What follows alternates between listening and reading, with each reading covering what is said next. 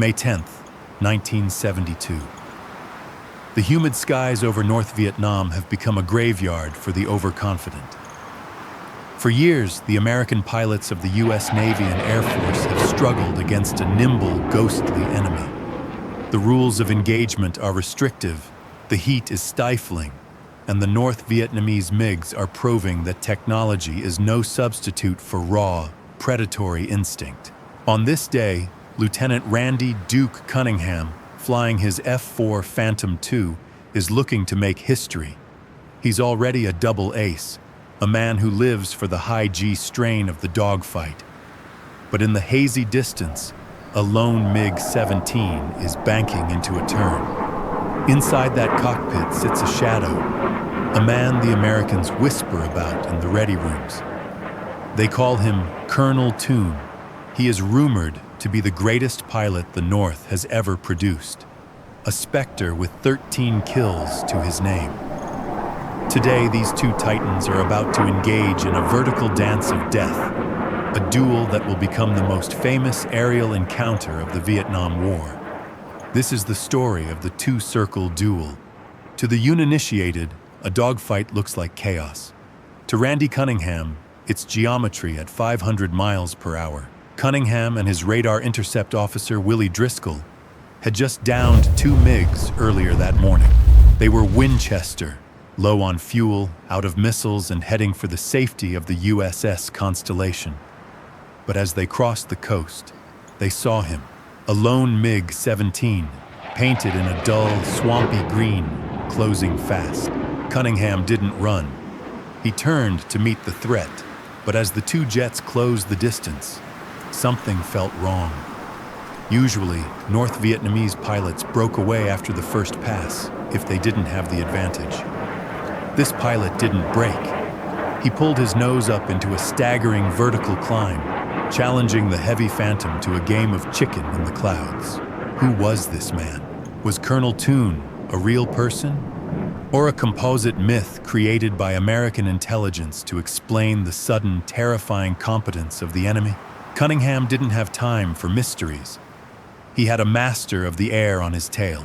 The fight began as a one-circle flow, but it quickly evolved into a grueling, vertical, two-circle duel. This is the ultimate test of a pilot's nerve. Cunningham pulled his Phantom into a steep climb, his body weighing nearly 1,000 pounds under the crushing force of 6 Gs. He looked over his shoulder, expecting to see the MiG falling away. Instead, he saw the silver nose of the MiG-17 pointed directly at him, spitting cannon fire. The 37mm shells whistled past the Phantom's canopy. Cunningham realized he was fighting someone who knew the F-4's weaknesses better than he did. The MiG-17 was slower, but it could turn inside the Phantom like a scalpel. For several minutes, the two jets spiraled upward, climbing from 2,000 feet to over 15,000.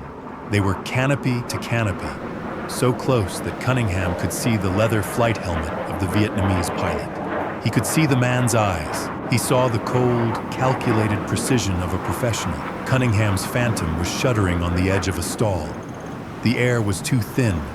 The engines were screaming for oxygen. This was the moment where most pilots would panic, but Cunningham had one move left, a move that defied every manual in the Navy. Cunningham did the unthinkable. He throttled back. He intentionally slowed his massive jet, letting the MiG-17 overshoot him. As the MiG flashed past his nose, Cunningham kicked the rudder and dropped the Phantom into a terrifying rolling scissors. For a heartbeat, the world went upside down. The horizon spun. The G-forces vanished, replaced by a sickening weightlessness.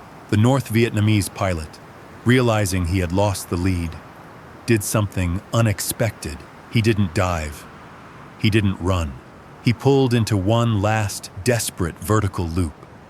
It was a beautiful, defiant arc through the sky, but it was the opening Cunningham needed.